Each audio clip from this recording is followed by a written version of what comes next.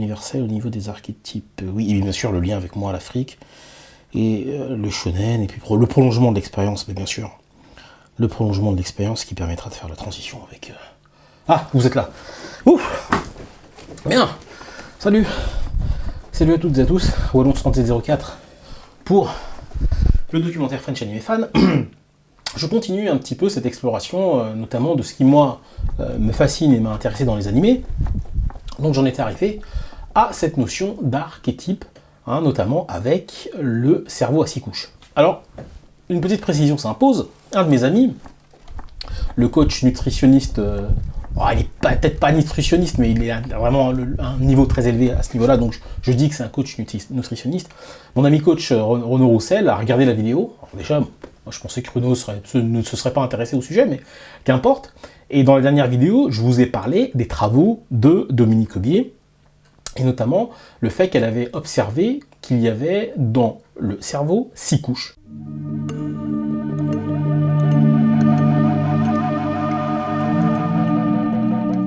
Alors, la précision que je dois apporter, c'est que il ne s'agit pas du cerveau en tant que tel, dans son ensemble, mais du cortex, c'est-à-dire ce qu'on appelle la matière grise ou l'écorce cérébrale. On va dire que la matière grise se trouve à la périphérie du cerveau, et c'est cette partie-là qui a la particularité d'être composée de différents groupes de neurones. Enfin, il y a deux grandes familles de neurones, mais leur organisation fait apparaître 6 couches, véritablement distinctes, qui ont été observées à l'œil nu. C'était un raccourci linguistique, surtout pour faire valoir l'analogie qui existait entre la structure narrative dont je vous ai parlé, les 6 bâtons continus ou discontinus des hexagrammes du Yeking, et bien sûr les 6 couches du cortex. Donc c'était surtout ça que je voulais faire valoir. Mais bien sûr, moi je vous en ai parlé comme ça de façon très rapide. Dominique Aubier, quand elle explique dans son livre La face cachée du cerveau, c'est sur 52 pages. Et c'est argumenté avec des références. C'est un travail qui a été établi au niveau du fonctionnement que j'appellerais archétypal du cerveau, ou ce qu'on pourrait appeler peut-être le méta-fonctionnement, en tout cas qui n'est pas connu par les scientifiques, ou de façon très tellement infime que voilà, c'est pas des valeurs qu'eux reconnaissent encore pour l'instant, quoique ils sont un peu surpris par des choses qu'ils ne comprennent pas. Je les invite à lire ce livre. C'est un travail quand même sur 40 ans, donc moi je vous en parle très rapidement, mais sachez que je vais souvent faire référence à Dominique Aubier et je vais y revenir. Mais tout ça on en reparle, vous savez quoi? Après, le générique.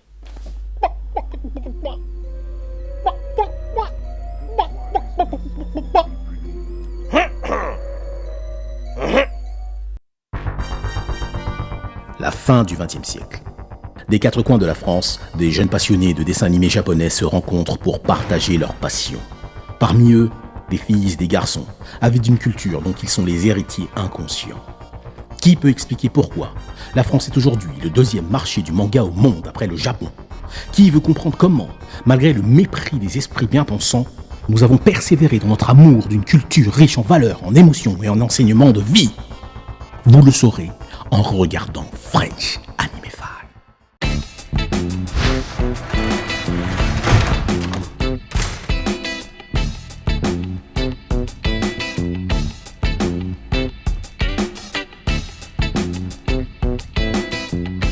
Il fait chaud, mes amis, il fait chaud.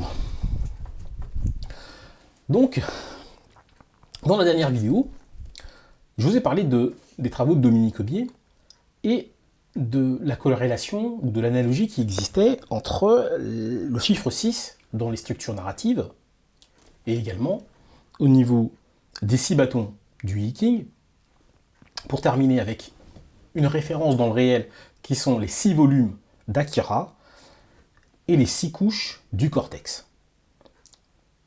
Mais à quoi ça sert de savoir qu'il existe une structure narrative qui fonctionne avec des archétypes?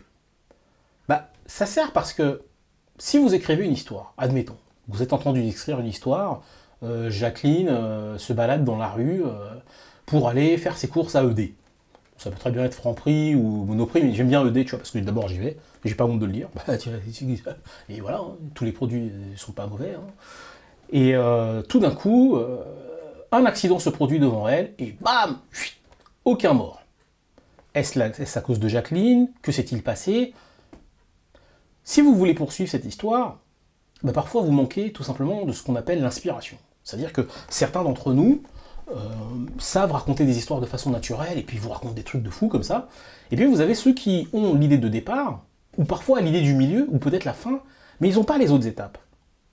C'est là où les structures narratives deviennent intéressantes, quand on les connaît, ou qu'on les utilise. C'est qu'elles vont vous donner une sorte de recette d'écriture à suivre. Alors bien sûr, cette recette d'écriture, je vous en ai parlé, Joseph Campbell et Christopher Vogler en ont donné une sorte de grille, de décryptage, une sorte de référence sur lesquelles vous pouvez vous appuyer pour écrire vos histoires lorsque vous êtes en manque d'inspiration. Donc c'est très intéressant pour ça de savoir qu'il existe une structure narrative. Alors bien sûr, il y a des avantages et des inconvénients. Les avantages, c'est que quand vous êtes en panne d'aspiration, il vous suffit de regarder un peu la structure narrative, savoir que j'en suis là dans mon histoire, voilà comme une histoire de façon générale évolue, et voilà la manière dont vous pouvez rebondir, organiser des changements de rythme, faire intervenir de nouveaux personnages, c'est vrai. Donc ça, c'est intéressant pour ça. L'inconvénient des recettes d'écriture, c'est aussi que, à un moment donné, certaines choses se répètent. C'est ce qui fait que dans certaines séries sont plus intéressantes que d'autres, parce que elles ont un petit côté original. Et puis il y en a d'autres, vous les regardez, au bout de 5 minutes, vous avez compris ce qui va se passer, tout simplement parce que vous avez identifié, sans forcément mettre ce mot là-dessus, une structure narrative. Vous avez compris que, oui, là comme il va se passer ça, ensuite lui il va faire ça, et donc tout le charme d'une histoire qui est quand même de vous surprendre et d'avoir des aspects inconnus comme ça disparaît. C'est un des problèmes. Donc on le voit très bien dans certaines séries, où le but du jeu c'est de pondre de l'épisode au kilomètre. Hop, il y a des structures narratives, elles existent et on les utilise.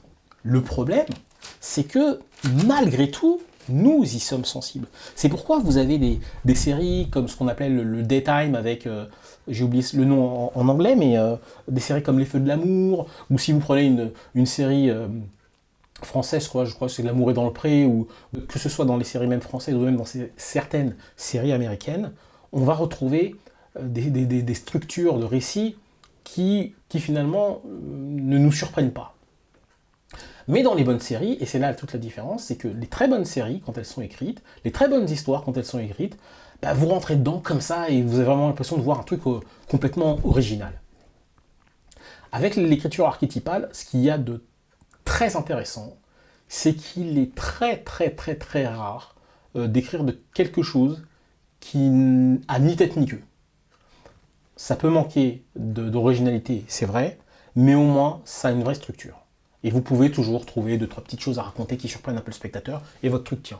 Vous avez rempli le cahier des charges, il y a eu tel événement qui a été décrit, le personnage a vécu tels états émotionnels à tel moment, ça fonctionne, il y a eu un climax, la fin se finit comme ça. Bon. Dans le manga, on a aussi cette espèce de récurrence sur les récits, où quand vous prenez le classique shonen, vous savez d'entrée de jeu qu'il va se passer certaines étapes. C'est comme ça. Maintenant, l'intérêt, c'est que dans certains shonen plutôt que d'autres, ça va être montré d'une certaine manière et qui va être plus attrayante que d'autres. C'est pourquoi quand les gens de ma génération, par exemple, on a tellement grandi avec les modèles au niveau des animés, on les connaît un petit peu par cœur, que quand on regarde de nouvelles séries, moi, si Naruto ça me parle pas, c'est pas parce que c'est mauvais, c'est simplement parce que sur certains aspects, j'ai reconnu des choses que j'avais déjà vues dans Dragon Ball. Si je regarde pas One Piece, c'est pas parce que One Piece c'est mauvais. J'ai maté des épisodes de One Piece où j'ai cassé des barres tellement je rigolais, parce que je trouvais ça sympa, je trouvais ça frais. Maintenant, dans la pléthore d'histoires qu'on raconte, à un moment donné, pour moi, je dis pas que c'est le cas de One Piece ou de Naruto ou de toutes les séries, mais si je devais juste prendre Fairy Tail, pour moi je vois du copier-coller. Parce que je connais les structures narratives. Pour en revenir à la valeur du chiffre 6, là où ça devient intéressant, c'est que ce chiffre va donner un rythme aux histoires. Un vrai rythme. Dans les histoires, au niveau archétypal, maintenant, moi, j'arrive à mettre ce mot dessus. J'ai été accroché par ça parce que mon cortex fonctionne en termes de rythme de la même manière. Alors, je ne peux pas rentrer dans les détails dans cette vidéo pour vous expliquer ça, mais prenez-le pour acquis, s'il vous plaît, faites un acte de foi, ou, tout au plus, si vous êtes curieux, lisez Dominique Aubier, La face cachée du cerveau, et vous comprendrez davantage ce que je veux dire. Là, on est entre nous, je vous demande simplement de faire un acte de foi, de dire, ok, bon, bah Wallo dit ça, je vais le prendre comme argent comptant, mais j'ai toujours la possibilité, bien sûr, de le vérifier et de le contredire. Au contraire, moi, ça m'intéresse également d'avoir des gens qui me disent, attends, Wallo, je ne suis pas d'accord, parce que, mis à part le fait que là, pour l'instant, on ne peut pas le faire, je vous dis, et prenez-les pour argent comptant, les 6 couches du cerveau humain s'énergétisent dans le temps avec un rythme et une façon particulière qui va correspondre, et c'est là où c'est curieux et c'est incroyablement observable, à la façon dont une histoire s'organise. C'est-à-dire que suivre une histoire, c'est suivre une évolution de ces 6 couches. C'est quasiment vivre une évolution cyclique en style cérébral. Alors bien sûr, personne ne vous a dit ça, personne n'en parle, mais beaucoup le racontent. La nuance est un petit peu compliquée à comprendre, je veux bien le reconnaître, mais si, et j'insiste beaucoup là-dessus, les mangas, donc les dessinateurs et puis les scénaristes utilisent ce rythme-là, ce rythme d'évolution en style cérébral pour raconter leur histoire, vous ne pouvez pas ne pas être en résonance avec ça, c'est juste impossible. L'intérêt des travaux de Dominique Aubier, à la différence de Joseph Campbell et de Christopher Vogler, c'est que Christopher Vogler et Joseph Campbell vont rester sur ce que j'appellerais moi la structure narrative au niveau archétypal, et un petit peu au niveau psychologique. Sauf que l'apport des travaux de Dominique Aubier, c'est qu'elle place les archétypes non pas simplement au niveau de la narration ou au niveau psychologique, c'est qu'elle les a identifiés au niveau universel. C'est-à-dire dans tout. Et quand je dis tout, c'est dans tout. C'est-à-dire qu'elle a pu voir les fonctions archétypales au niveau de découvertes scientifiques, au niveau de découvertes historiques, au niveau anthropologique, au niveau ethnologique, dans tout ce que l'humanité a pu mettre en place à différents niveaux, les archétypes sont présents. Ils sont présents aussi au niveau du cosmos, et elle a pu les voir et en donner un panel du niveau macroscopique au niveau microscopique. Donc, moi, ce que je trouve intéressant avec ce point de vue-là, c'est que tout d'un coup, ça me donne raison par rapport à ma croyance de l'universel. Parce que moi, j'ai toujours cru en l'universel, et c'est ce truc-là que j'identifie, je pense, dans les animés, et qui me parle. Je vous dis ça pourquoi? Je vous dis ça parce que moi, Wallo, bon, pour ceux qui ne l'auraient pas remarqué, je suis noir. Hein, parce que tu as toujours dit, ouais, mais Wallo, t'es français et tout. Oui, il n'y a pas de problème, oui, je suis français. Et puis j'ai aussi reçu l'éducation de mes parents. Hein, donc quand j'allais à l'école, oui, c'était l'éducation nationale, contexte français et tout. Et quand j'étais à la maison, ma mère avait compris assez tôt que pour des questions d'équilibre psychologique, il nous fallait avoir un peu la culture d'ici et la culture du pays dont je suis originaire, le Congo. Et pourquoi je vous parle, je vous fais cette petite parenthèse sur mon éducation. Tout simplement parce que moi, depuis que je suis gosse, qu'est-ce qui s'est passé? C'est que j'ai eu un intérêt pour l'Asie en étant un Français d'origine africaine. Et personne ne m'a expliqué pourquoi c'était comme ça chez moi. Alors, des fois on me dit, mais non, mais Wallo, tu pousses le bouchon un peu loin, tout ne s'explique pas, voilà, c'est comme ça, il faut juste vivre les choses. Oui, les gars, les choses, je les vivais. Mais à un moment donné, j'ai aussi voulu comprendre pourquoi je les vivais de cette manière, parce que c'était pas le cas de tout le monde dans mon entourage. Donc à un moment donné, moi je veux aussi savoir qu'est-ce qui fait que moi, Wallo, j'ai cette attirance pour l'Asie en étant un Français d'origine africaine. Et ce qui s'est produit, n'en déplaise à la culture française bien pensante, c'est que j'ai trouvé plus de liens ou de points communs entre la culture congolaise dont je suis originaire avec ce que je voyais dans les dessins animés japonais. Je vais vous donner quelques petits exemples comme ça. Vous savez, dans les animés, je ne sais pas si vous avez remarqué ça, on ne le voit pas forcément, mais des fois, je dis bien des fois, les personnages ont un rapport avec l'invisible, où la mise en scène va vous montrer l'invisible. Si vous prenez une série comme Juliette, je t'aime, parce que c'est le truc qui m'avait marqué à l'époque. Tu es vraiment insupportable. Ça fait 5 jours que ce pauvre petit vient tous les jours et tu refuses toujours de l'écouter. Je fais ce que je veux. Ça ne te regarde pas, maman. Petite insolente! À un moment donné, on voit des persos en train de discuter et dire quelque chose, et quelqu'un parle de Juliette, et bam, changement de mise en scène, tu vois Juliette qui éternue. Mais c'est quoi ça? C'est-à-dire, c'est dans la mise en scène? Non. Le mec est en train de nous dire, et comme ça arrivait plusieurs fois, je me suis dit, ça c'est un truc qui doit être récurrent dans la culture japonaise, mais qu'on ne nous explique pas. Pourtant, c'est quand même montré dans la mise en scène. Je répète, vous pouvez voir dans certains animés, on est en train de parler de quelqu'un quelque part, et puis bam, changement de scène, tu vois le mec qui éternue. Je n'en reviens pas, Trunk. Je pensais que votre mère était attirée par Yamcha. Elle ne regarde jamais Vegeta, mais jamais je n'aurais pensé qu'elle l'épouserait. Mais elle n'a pas épousé mon père. Mais l'attitude de Yamcha l'exaspéra. Un jour, elle en a eu assez qu'il joue les playboys. Quoi? Est-ce que ça va? Ce sont les genres de détails qui, moi, me parlent. Parce que, chez les Congolais, en tout cas dans l'ethnie Lari à laquelle j'appartiens, quand vous avez une discussion comme ça, par exemple, quelqu'un dit « Ah oui, mais tu sais, lui, je pense qu'il est bizarre, parce que la dernière fois, il m'a regardé et il était pas bien. » Et si quelqu'un fait « Ah, tcha !» on va dire « Ah !» C'est ce qu'on appelle un signe d'accord.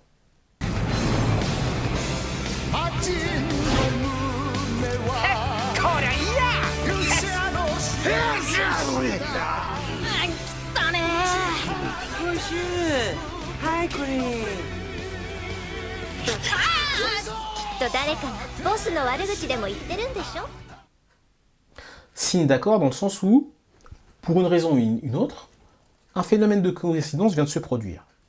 Une parole a été prononcée concernant une hypothèse formulée à l'égard d'une personne qui aura une certaine façon de penser ou une façon d'être, et puis quelqu'un dans l'assistance éternue.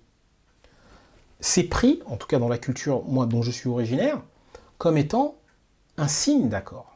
Il n'y a pas de relation a priori de cause à effet, mais il y a une relation de sens. Et ça, un rationaliste rigolera. Parce que pour lui, il ne voit pas le rapport entre le fait de parler de quelqu'un et puis que quelqu'un éternue.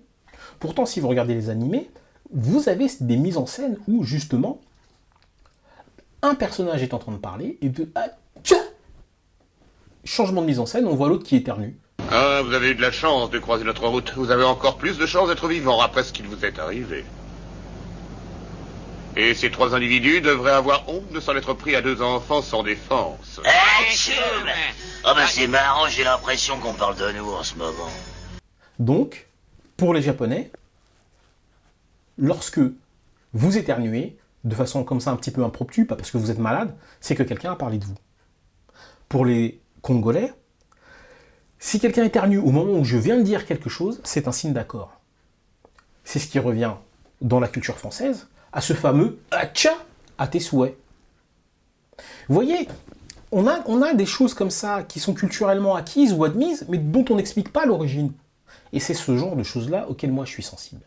Je vais aller encore plus loin. Je vais vous donner cet exemple-là, mais en termes archétypal, Dominique Aubier a donné un nom à ce type de relation. C'est ce qu'elle appelle l'échange latéral. Vous pouvez vérifier chez Campbell et Volger ce terme-là, où l'évocation de ces phénomènes-là ne sont pas explicités plus que ça. À la limite, on va parler d'événements magiques, mais sans plus. Il y a un événement magique. C'est comme ça que c'est plus ou moins identifié, et encore. Là où je trouve intéressant, c'est que Dominique Aubier va s'appuyer sur le cerveau, encore, pour expliquer ce que c'est. Et l'échange latéral, qu'est-ce que c'est? Lorsque dans votre cerveau, je vous donne vraiment un classique, à gauche, vous pensez le mot chaise, à droite, vous avez l'image de la chaise. Il s'est passé un échange latéral entre votre hémisphère droit et votre hémisphère gauche. Je l'inverse pour vous, parce que c'est de la télé, mais pour moi, bien sûr, ça c'est mon hémisphère gauche, et là c'est mon hémisphère droit.